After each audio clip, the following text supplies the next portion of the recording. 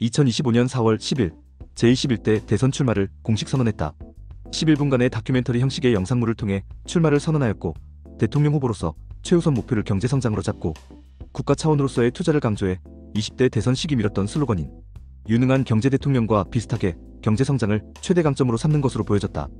또 20대 대선과는 다르게 첨단 산업을 경제성장의 주된 동력으로 언급하고 소프트웨어 강국으로 성장할 수 있다는 점을 언급하며 AI 산업, 과학기술을 이번 대선의 모토로 삼으려는 모습을 보였다.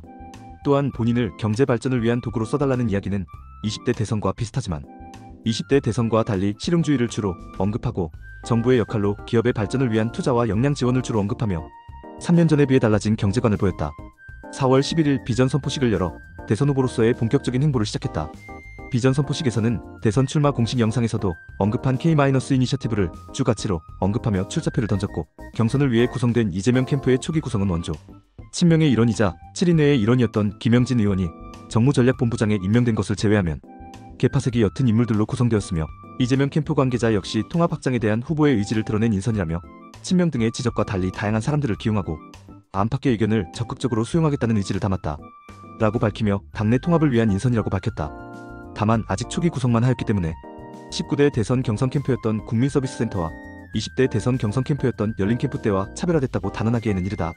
실제로 친명으로 평가받는 박주민 의원 역시 경선 캠프에서는 비이재명계가 주로 활동하고 경선에서 후보로 추대된 이후 친명계가 캠프를 주도하는 그림을 그린 것 같다라고 예측하였다. 민주당 대선 경선 룰 선정에 대해 경선에서 이재명 후보의 라이벌이지만 당 지지율이 낮은 편인 김동연 후보와 김두관 후보가 기존 19, 20대 대선 경선에서 진행한 국민 모두에게 1인 1표를 부여하는 국민안전경선제를 주장하고 있고, 친명계에서는 권리당원 50%와 전국 여론조사 50%로 구성된 국민참여경선제를 주장하고 있는데, 이재명 후보 본인은 선수가 심판 역할까지 하려 하면 안 된다라며 어떠한 방식이든 납득되는 조건일시 수용할 것이라고 밝혔다. 출마 선언 이후 첫 공식 일정으로 퓨리오사 AI를 방문하였다. 대선 출마 영상에서 주로 언급한 소프트웨어 사업 발전, AI 및 첨단 산업 발전을 공약으로 제시한 것을 강조하기 위한 방문으로 보이며, 이번 방문에서도 국가 차원의 산업 지원이 필요하다고 발언하였다. 4월 15일 두 번째 일정으로 유시민의 알릴레오에 출연하여 유시민, 김용욱과 이야기를 나누었다. 이 출연에서 이재명 후보는 기존 이야기했던 K-이니셔티브와 문화산업 발전에 대해서 이야기했지만 가장 심각한 문제는 경제 문제라며 경제에 대해 집중적으로 다뤘다. 현재 대한민국의 경제는 돈의 순환 자체가 막혀있어 점점 악화된다고 주장하였다. 기존에 이야기한 기업에 대한 정부의 참여를 언급하였고, 외교 문제에서도 미국, 중국, 일본 모두와 협력해야 한다며 균형 있는 협력을 강조하였다. 15일 오전 10시 예비후보 등록과 함께 이재명 후보에 대한 후원이 열렸는데, 다음날 이재명 후보 후원회 측에서 15일에 이미 후원금 법정 한도인 29억 4천만 원을 채웠다고 밝혔다. 6만 3천여 명이 후원에 참여하였고, 제20대 대통령 선거 경선 시기와 마찬가지로 99%가 10만 원 미만의 소액 후원으로 집계되었다고 밝혔다. 20대 대선 당시에는 후원 첫날 약 9억 854만 원을 모금했고, 두 달 동안 3만 1천여 명이 후원했었는데 단 하루 만에 그 2배의 인원이 후원에 참여한 것이다. 2025년 4월 16일 김경수 후보, 김동연 후보와 함께 더불어민주당 공명선거 협약식을 열며 본격적인 경선을 시작했다. 이재명 후보는 누가 역할을 맡느냐는 다음 문제다. 이번 선거에서 누가 되든 반드시 이겨야 한다며 공정한 승부와 원팀의 자세를 약속하였다. 16일 오전에는 최근 강조하기 시작한 친기업 성장 문화, AI 기반 기술 혁신을 연구할 이재명 후보의 정책 싱크탱크인 성장과 통합을 출범했다. 유종일 KDI 국제정책대학원 명예교수와 허민 전 전남대 부총장이 상임 공동대표를 맡았고, 학자 관료 현장 전문가 등이 모인 창립 멤버만 무려 500여 명의 인원이 참여한다고 밝혀졌다. 다만 이 후보는 성장과 통합 출범식에 참여하는 대신 경선에 참여하는 두 후보와 함께 세월호 참사 11주기 기억식에 참여하였다. 타임에서 한국인 중에서는 로제와 함께 유일하게 올해 세계에서 영향력 있는 100인에 선정됐다. 타임은 어린 시절 공장 노동자 생활, 정치 이력과 피습 사건, 비상계엄 사태 이후 윤석열 전 대통령 탄핵 소추를 주도한 사실 등을 소개하면서 그의 이러한 극적인 인생 전개는 한국의 차기 지도자가 되는 것으로 마무리될 것으로 보인다고 적었다. 4월 17일 대통령실 이전 공약을 제시하였다. 2019년 중단된 공공기관 이전 과정을 사회적 합의를 거쳐 재개하겠다는 의지를 밝혔고, 세종 대통령실과 세종이사당 또한 신속히 건립하여 입법부와 행정부 모두 세종특별자치시로 옮기겠다고 페이스북에서 밝혔다. 또한 경선의 첫 일정인 충청권 순회 투표가 진행 중인데 충청권 지지층을 겨냥하는 발언도 하였다. 충청을 행정과학 수도로 조성해 대한민국 균형 발전의 중심축으로 삼겠다며, 세종은 명실상부한 행정수도로, 대전은 세계적 과학수도로, 충북은 미래산업의 중심지로, 충남은 환항해권의 거점으로 완성하겠다고 밝혔다. 이후 충청권 겨냥의 일환으로 대전, 국방과학연구소를 방문해 국방 관련 공약들을 발표하는 동시에 간담회에 참석하였다. 국방과학연구소 방문 이후 과거와 같은 방식으로 전문적인 군사 지식이 필요한 시대에서 단순 반복적 훈련으로 청년들을 1년 반씩이나 훈련시키는 것보다 복합 무기 체계에 대한 전문적 지식을 익히거나 연구개발에 참여하고 전역 후에도 그 방면으로 진출할 수 있게 해주는 것이 필요하다. 전통적인 방식도 중요하지만 수십만 청년들을 병영에 가둬놓는 것이 효율적일까라고 밝히며 제20대 대통령 선거에서 언급한 선택적 모병제를 다시 공약으로 언급하였다. 4월 18일에는 김경수, 김동연 후보와 함께 100분 토론에서 경선 토론회를 진행하였다. 이 토론회에서 하루 전 페이스북에 올린 세종이사당과 대통령실, 세종 이전에 대한 정확한 의견을 밝혔는데 당선이 된다면 용산 대통령실에서 일단 근무하되 신속히 청와대 재건 작업 후 청와대에서 근무하다. 세종 대통령실 건립 및 개헌 절차가 끝나는 대로 곧바로 대통령실을 세종시로 옮기겠다고 발언하였다. 4월 19일에는 현재 경선 투표 중인 지역이자 더불어민주당의 험지로 꼽히는 영남 지역을 공략하기 위해 대구광역시를 방문하였다. 이중 K콘텐츠 기업 간담회에 참석하여 문화 콘텐츠가 지금은 일자리, 관광자원 등 그 나라의 소프트 파워를 결정하는 중요한 자원이 됐다. 군사력도 있고 경제력도 있고 많은 것이 있지만 진정한 힘은 문화라고 생각한다라고 발언하며 기존에 강조하였던 K드라마를 위시로 한 문화 콘텐츠 산업 지원에 대한 의지를 밝혔으며 본인의 고향이 안동시인 것을 언급하며 저는 안동의 태를 묻고 대구 경북의 물과 음식을 먹고 자란 사람으로 이 지역에 대한 애정도 각별하다며 영남권을 공략하였다. 4월 19일 발표된 충청권 투표에서 무려 88.15%라는 어마어마한 득표율을 기록하며 7.54%의 김동연 후보와 4.31%의 김경수 후보를 크게 앞지르는 대승을 거두었다. 4년 전 충청권 지역에서 열린 순회 경선과 비교해 투표율이 상승하여 경선 흥행 우려도 상당 부분 해소됐다.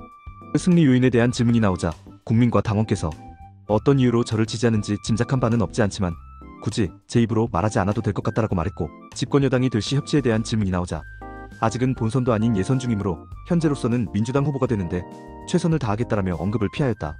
4월 20일 발표된 영남권 투표에서도 90.81%의 득표율로 여유롭게 선두권을 수성 중이다. 본 투표에 비해 득표율이 낮다는 대의원 득표율도 81%를 상회하였고, 이미 김동연 후보의 고향으로 어필된 충청권과 김경수 후보가 정치 인생 내내 헌신한 영남권에서 이미 대승을 거두었기 때문에 경선 일정이 더 수월해질 것으로 예측되지만 이재명 후보는 결과를 속단할 수 없다라고 조심스러운 모습을 보였고, 당원들이 제게 많은 기대를 갖는다는 점에서 큰 책임감을 느끼고 있다라고 발언하였다. 한덕수 대행이 대선 출마 여부에 대해 노코멘트라 답한 상황에도 그분께서 노코멘트를 하셨으니 저도 노코멘트라 말하며 언급을 피하였고, 기본소득 공약이 없어진 것은 아니다라며 이재명표 정책의 핵심이었던 기본사회 공약의 존재를 재언급하였다. 대선 공약에서 문재인 전 대통령의 정책과는 차별성을 내세우려는 시도를 하고 있다.